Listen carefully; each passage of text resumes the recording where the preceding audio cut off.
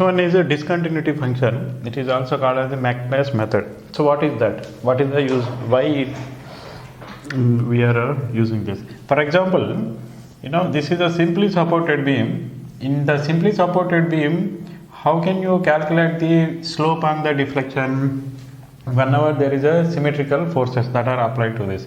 For example, here, this is a symmetric force that I applied here, in the middle. So instead of that, I have one more force like this.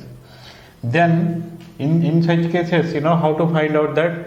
If I want to find out the maximum deflection that is happened in this beam, then, this is the A, B, C, and then D. Okay. So I need to calculate the elastic curve for the AB and then elastic curve for the AC. From here to here I need to calculate. For example, if I am calculating elastic curve for the section AB, then mx is how much? Ra into x. But whereas if I am calculating here, then mx is Ra into x, minus Rb into x minus 1, if it is a 1 meter. See, what I am trying to say is the function, bending moment that I considered here, resistant bending moment, is changing from a section to section. So you might be wondered like, which section I need to consider. If I started considering each and every section every time, for example, if I take the section AB, then I need to take this, and if I take the section BC, I need to take this, and if I take the section CD, then I need to take some other moment, and every time I need to double integrate and then solve for the C1 and C2. So it is a very big cumbersome process. Okay, so to avoid that, so we use some continuous formula for the mx. Okay, so to use the continuously, we use the discontinuity function. So how we use that? So I will take one example and then explain this, and this is very much useful only in case of the simply supported beam. You remember this point. Okay, this is for the exclusively for the simply supported. Okay, why it is only simply supported? Simply supported. Why can't we use the same thing in the cantilever also? But in case of the cantilever, even without using all these, we can use the principle of superimposition there in case of the cantilever. We will see that those examples. I didn't explain so far those many examples. My idea is I will tell all the three models, and then when I am explaining one problem, I will combine all other three and explain at the same all methods. Okay. So here, let's assume that there is a simply supported beam like this. There is a simply supported beam like this, and then on this simply supported beam, there is a simply supported beam. On this simply supported beam, there is a uniformly distributed load up to L by 2. This is L by 2.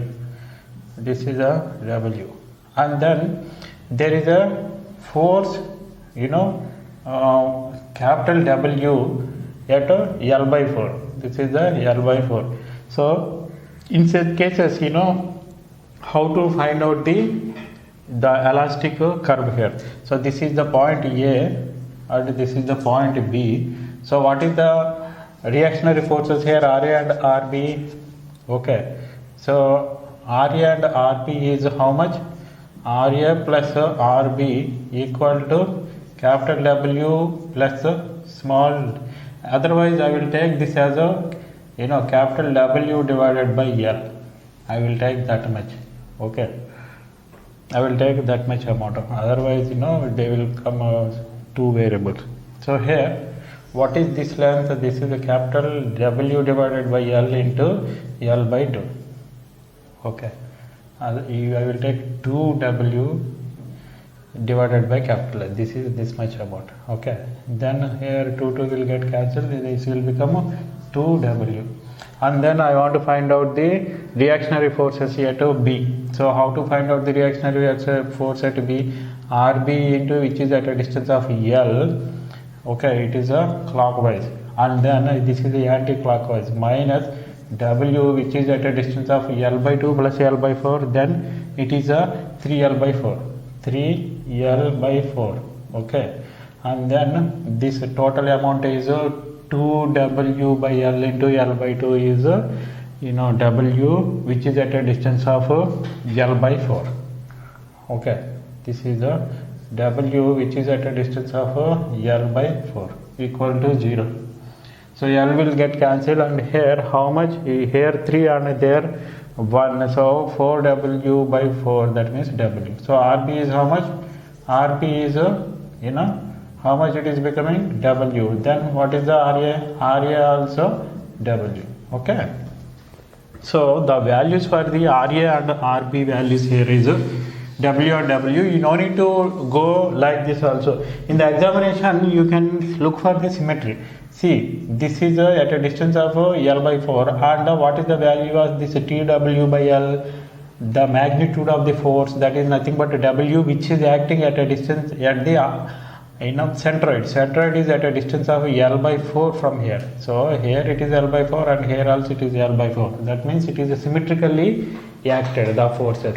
That means the total amount of force will be shared between A and B. So here its value is W and here its value is W. So now I need to choose the direction from where you want to go to, you want to move. See here, whenever you have a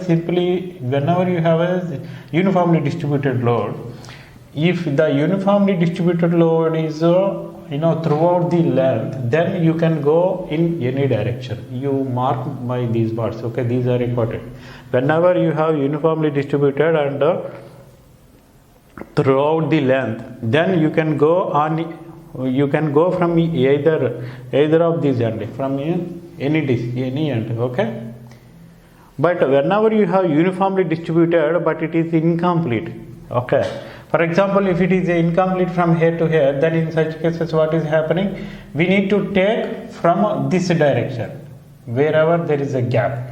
Instead of this, if the uniformly distributed load is like this, okay, if the uniformly distributed load is like this, then we need to take X from other side, okay. Instead of that, if the uniformly distributed load is like this, if the uniformly distributed load is like this, only if it is not from if it is not starting from the end, but instead it is only somewhere in the middle, okay, then if it is like this, then we need to make some assumption.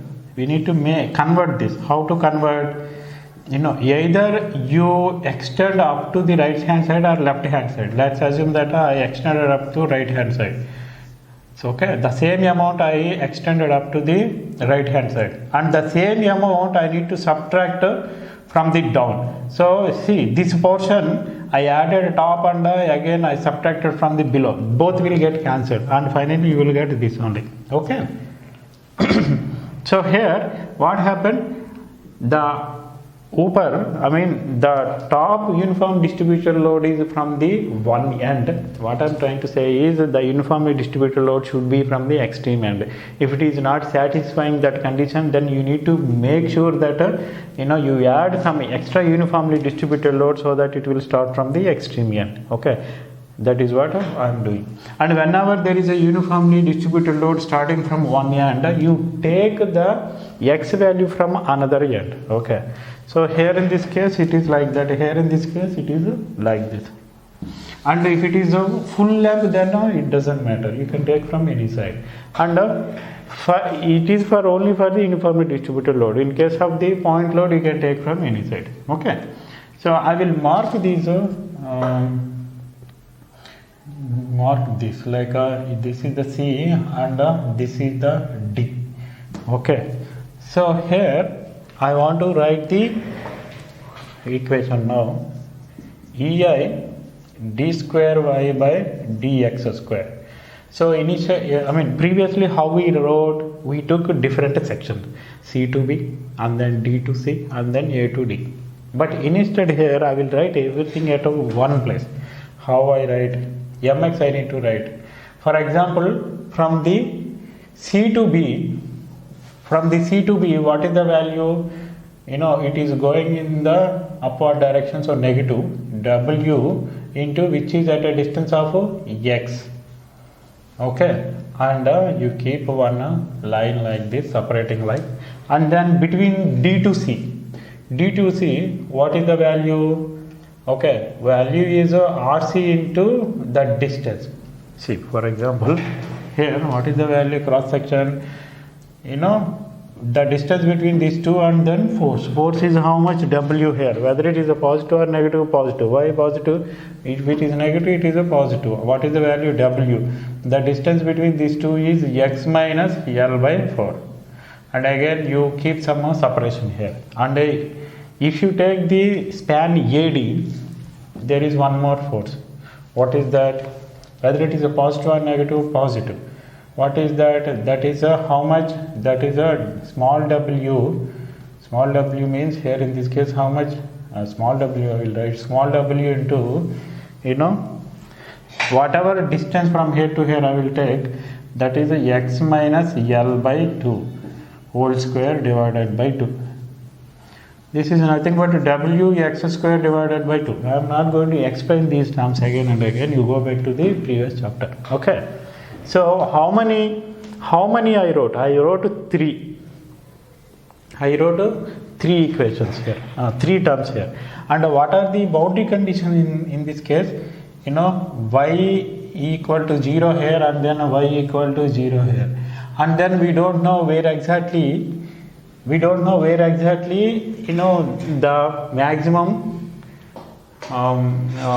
maximum, what is that? Deflection is happening here. Okay, so now you can find out the elastic curve equation. How to find out the elastic curve equation? Integrate it. Okay, dy by dx is a minus capital W x square divided by 2 plus W x minus L divided by 4 whole square divided by 2. Okay, plus small w by 2 into x minus L by 2 whole cube divided by 6. 2 into 3 is 6 here. And there is a constant C1. And always you maintain this, always you maintain this one. What is that? Separation. Okay. And then EI y equal to minus w x cube divided by 6 separation plus w into x minus L by 4 whole cube divided by 6. Okay, and then separation and plus small w by 4 into 6 is 24, x minus L by 2 4 plus C1x plus C2. So we need to find out the C1 and C2. Okay. So here what is the meaning of this? This is only up to C to B, and this is up to DC. This is up to D. This portion is DC, and from here to here it is representing B to C. Okay, it is from B to C, and here it is a C to D. And then this portion is a D to A. For example, if I want to keep the boundary condition at B, that means only this section I need to take. Okay, the equation related to that section. What I am trying to say is, for example, if I want to keep the boundary condition at the point B, the point B means when x equal to 0, okay, that is related to the section B to C. Whenever the section is B to C, we need to consider only this. We need to neglect the remaining terms. Okay, so that means EI into 0 equal to, only I will take this when I take this, what is happening? It is a 0 plus, here what is happening? C1 into 0 plus C2. So finally what we are getting? C2 equal to 0. That is what we got. Okay. And what are the other conditions I can use here? If it is a symmetry, I could have used like at the midpoint, dy by dx at point C equal to 0. That I can use that. But here I don't know where exactly the maximum deflection is happening. When I don't know where exactly the maximum deflection is happening, in such cases, I need to use the condition at point A. So whenever I say the condition at point A, that means I need to take the entire curve. Okay. Because the x is coming from B up to A. That means it is covering all the section BC, CD and DA. So I need to take everything. So here at the point A, when x equal to L, okay, I need to substitute x equal to L, y equal to 0. That means 0 equal to, here if I substitute, then this is a W L cube divided by 6 plus W by 6 into how much? When you substitute this L, then it will become 3L by 4 whole cube. Okay. And then here small w into L by 2, small w by 24 into L by 2 whole power 4. Anyway C2 is 0 plus C1 into L. Okay. So from this equation I can find out C1 equal to some value. And if I substitute that back in this, then what is happening? So what is happening whenever I substitute this, then that is the point where I am getting the that is the point where I am getting C1 value. Okay. So I know C1 value and C2 value, and how to find out the maximum deflection in such cases. If I ask like find out the deflection at a point C, then I need to substitute x equal to L by 2.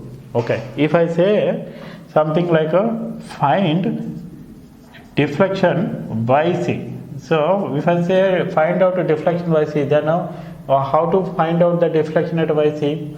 See, I can take only up to BC. Okay. This is the equation. I can take only up to BC. And I always will take this also. Okay. This and this portion. So I will substitute L equal to x equal to L by 4 and then find out this. Okay. Even this also will C, because C is in the both the cases. Here also C. Then actually if I take even up to here, it will satisfy. Or if I ask you to find out the deflection at a D, YD, then in that case how will you do? What will you do? You substitute L equal to x equal to L by 2 and up to D. This is up to D. So I will take these two section, okay, and then I will substitute this C1 and these values also. Then in that way I will find out that. See here I will explain one more important thing. What is that? See, apart from this uniformly distributed and then simply point load, if sometimes if I have m like this, if I have m like this, okay, in such cases how to add m in that? Okay, so here when I adding this, if there is a m also like this m, then how to add that m? And this m is not only acting on the DC. Generally, whenever there is a m, that throughout beam, that m is acting. Okay, that is what. If there is a constant moment that is acting in the beam, wherever point you take, that m is constant throughout the beam. Okay.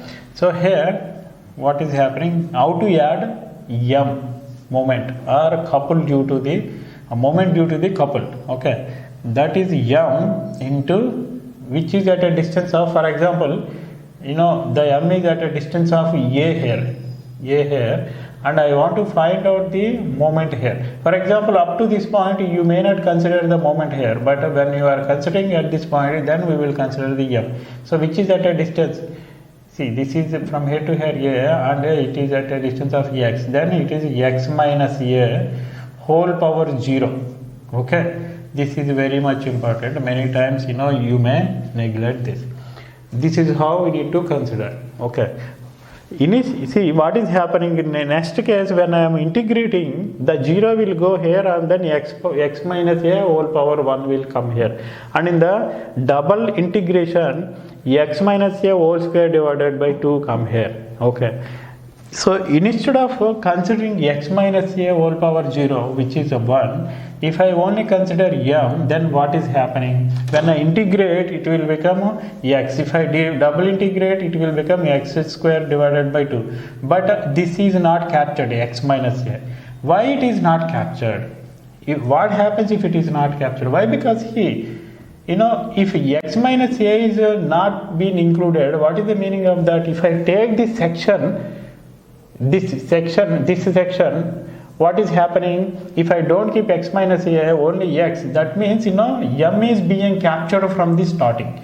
That is why m is being captured only after a from this point. That is the difference. Okay, are you getting? Again, when we are solving the examples, I will explain again and again this concept, then you can understand that. Okay, and one more thing here is how to find out the maximum deflection here, y max. How to find out y max here? How to find out y max? So here y max can be found whenever the y max is a maximum or minimum, then dy by dx should be 0. That means here you take this equation and equate to the 0, then you find out the x value in terms of the L. Then at that position, there is a maximum deflection that is happening here. Okay, and now we will see one or two examples.